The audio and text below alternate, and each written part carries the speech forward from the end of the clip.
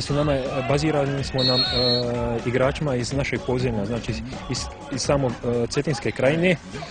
Imamo tu možda 3-4 igrača sa strane koji se super uklopili, inače su i korektni i pošteni momci i igrači.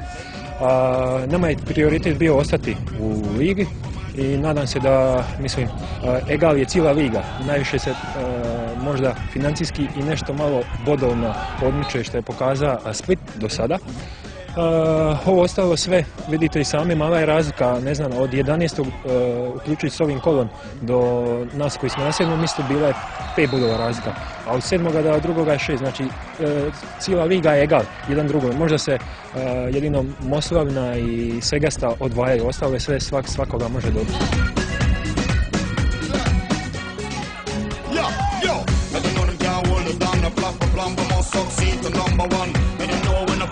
Nama je ovo treća utakmica u nizu, došli smo ovdje nakon 3 pobjede.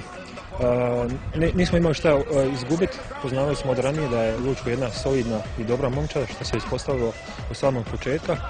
Možda su oni u prvome poluvremenu imali pasivnu inicijativu pod navodnike.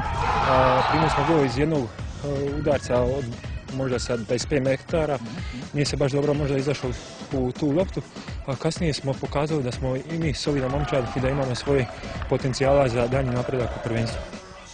Sljedeći gol, kapitane, znali se do koga se dočekuje? Sljedeći gol dočekujemo Mosora, a mislim mi uvijek idemo kući pri svojim navijačima na pobjedu. Ovom prilikom bi im se zahvalio još jednom što su došli iz Sinja, možda u manjem broju nego inače, ali opet svaki ima svojih obaveza i došli su, i posebno bi se zahvalio studentima Cetinske krajine koji ih je jako mnogo ovdje u Zagrebu, izdvojili svoje slobodno vrijeme i došli su.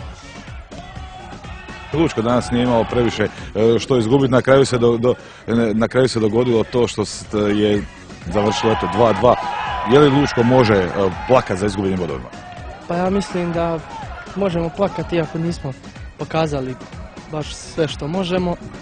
Ušli smo u tu malu krizu, ali mislim kako smo ušli u tu krizu da ćemo se tako izvaditi, jer mislim da smo odlična ekipa. Što je danas bilo? Nije bilo baš onako povezane tečne igre po kojoj je Lučko poznat. A možda baš zbog toga što smo prenervozni ušli u utakmicu radi ta 2 poraza i mislili smo da moramo, išli smo na tu pobjedu, ali... Koliko su nedostajali Haris i Joža u napadu? Nedostajali su dosta. Haris stvarno u sredini. Pokupi sve, igra stvarno, a i Joža isto tako u napadu. Sljedeće kolo, šta ćemo sa sljedećim kolom? Pa mislim da ćemo sljedeće kolo pokazati ono što Lučko treba napraviti. Što trebamo napraviti da ćemo pobijediti.